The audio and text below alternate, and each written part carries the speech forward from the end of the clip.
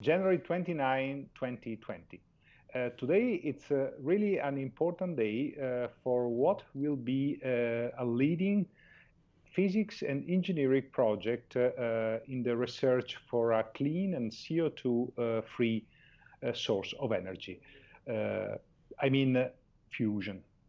You know that we now have a growing concern for the environment. The global warming, it's a big problem, it's a big issue, and one of its major causes comes from the excessive use of fossil fuels and with the overproduction of greenhouse gases. We definitely need to act. We need to act now by changing our energy habits, but also by investing into research on CO2 free source of energies. And nuclear fusion, it's one of them.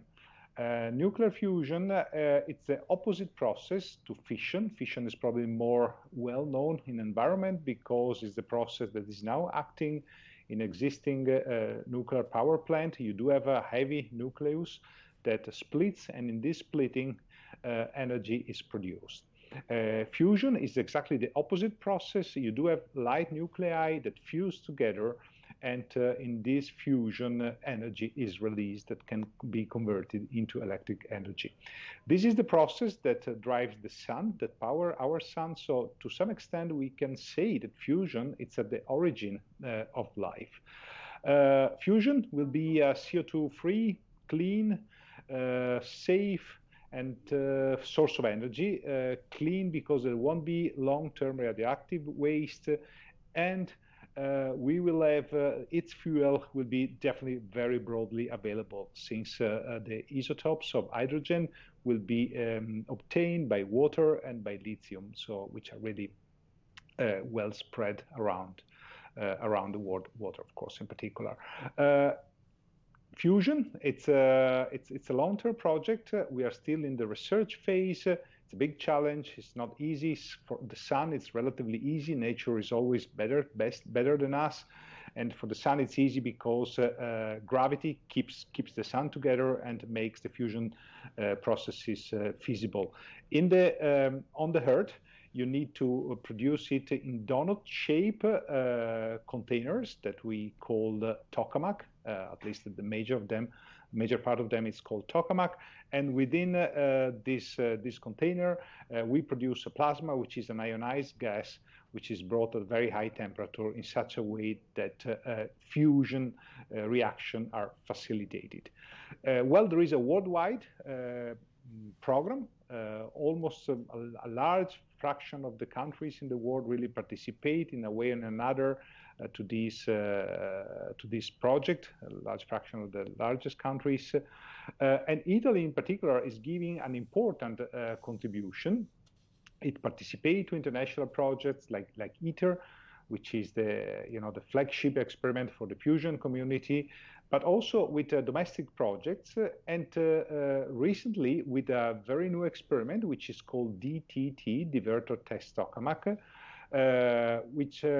whose design and construction is started really a few months ago in Frascati. As I said, DTT is a tokamak. It's a donut-shaped container. Inside of that, we will produce this high-temperature ionized gas, and thanks to DTT, and of course also to the other tokamaks, we will study fusion.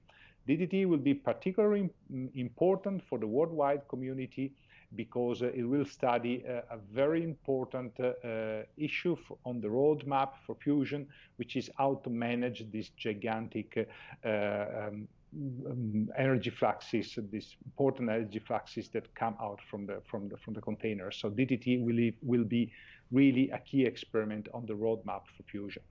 DTT, it's really made in Italy. It has been conceived at the ENEA laboratory in Frascati, and then designed by a team of ENEA researchers together with researchers from other Italian university and laboratories, including the University of Padua.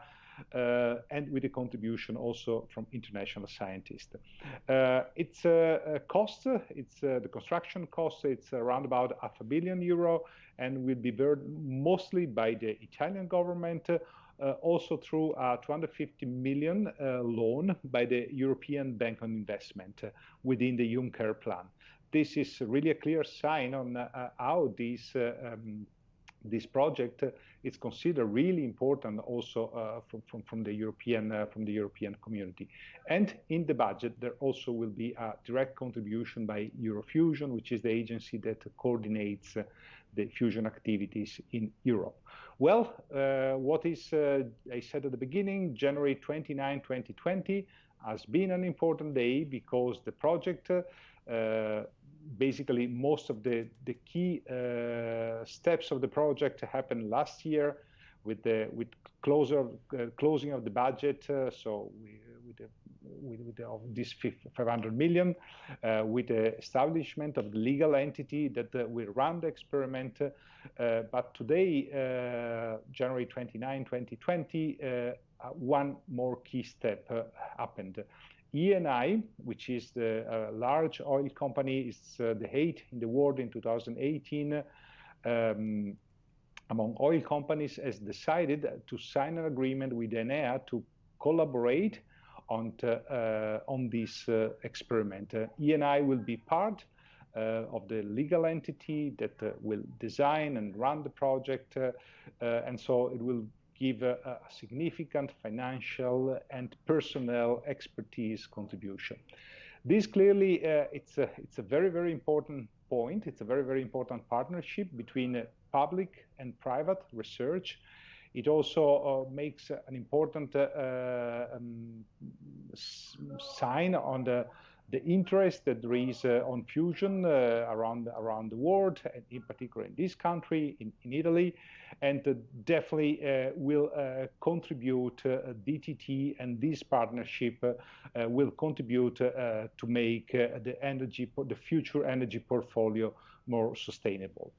It will take time, but we are on path, and we really hope that we will be able, after DTT, with a demonstration power plant that will be built in the second half of this century, really to be able to show that we can produce electric energy, and we can really, as I said, give a very strong contribution for the environment and for a CO2-free form of energy.